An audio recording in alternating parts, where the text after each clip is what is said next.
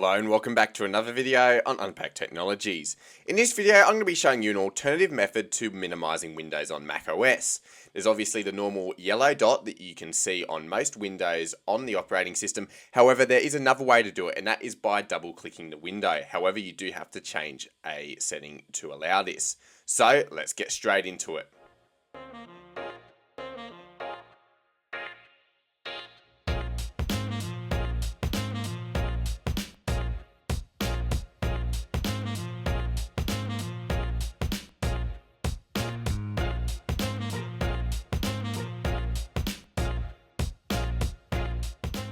Alright, so this should be a pretty short and sharp video, but I thought it was a useful thing to share because there's another way to minimize windows, which I only found out just recently. So thought it'd be worth sharing it with you in case it helps to enhance productivity. So to enable this setting, what you need to do is go into System Settings. Once System Settings is open, what you need to do is scroll down until you see Desktop and Dock and click on that.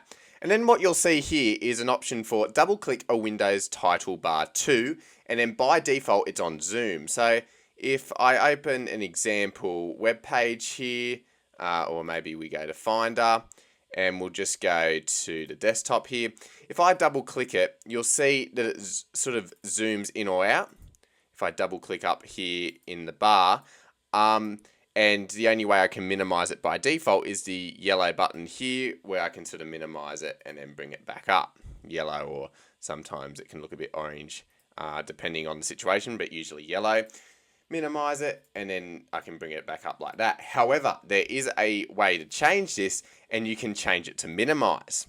So if I do that, and then I double click on it, you'll see it minimizes the window, and then it sends it down into the dock. So I'll do it again, minimize, and then it goes down into the dock. It is very handy. So if you're not really using that zoom feature that much, that can be very helpful. The same thing goes if I open a web browser. So for example, if I open up Brave here. So for example, with Brave here open, now that I've changed that setting, I can double click the menu bar, or the window bar rather, up here, just in some blank space near to where the tabs go, and then it will minimize the window. If I change it back to zoom, in System Settings, you'll see it zooms it.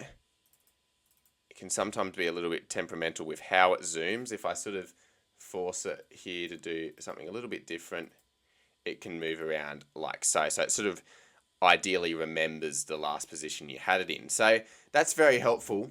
Another setting you can change here while we're here is minimize windows using the Genie effect, which is by default. You can also change it to the scale effect, which makes it look a little bit more like Windows. You'll see that there. I can do it with Finder as well. Just makes it look a little bit more like Windows with the way that it animates.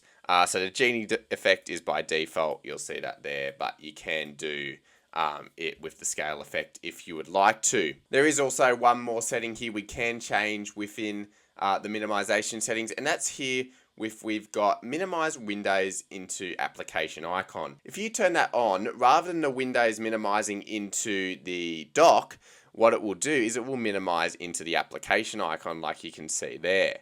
So you see it minimizes down into the application icon. Same thing goes for Finder, I can minimize it down there.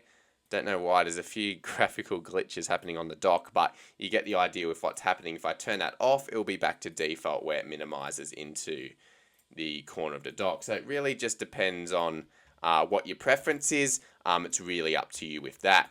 So yeah, that's pretty much all there is to changing some of the minimization settings on your macOS device, and really the focus of this video was that alternative way to minimize Windows, where you can double click a Windows title bar to minimize if you would like to. So you can change that setting. You can also have it on do nothing, but you might as well set it to something, considering they're giving you the option there. And with that, thanks for watching this video on Unpacked Technologies. Let me know down in the comments below if there's any other video suggestions you have for me, because I'm more than happy to make those if you'd like to see them. Don't forget to leave a like, comment and subscribe, and I'll see you all in the next video.